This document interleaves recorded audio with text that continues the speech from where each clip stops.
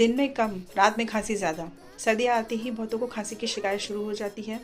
सीने में जकड़न, रात में बहुत ज़्यादा खांसी के दौरे पड़ना और नींद खराब होना, ये एक कॉमन प्रॉब्लम होती है कई लोगों की। लेकिन इसे आप हल्के में मत लीजिए। आपको मैं 3 बेस्ट होम्योपैथिक मेडिसिन बता रही हूँ जिससे आप ले सकते हैं। अगर आपको सूखी खांसी है और खांसने से आपके सीने में या दर्द सा महसूस हो रहा है और ज़रा सी भी हरकत से आपकी खांसी बढ़ जाती है तो आप ब्रायनिया ले सकते हैं।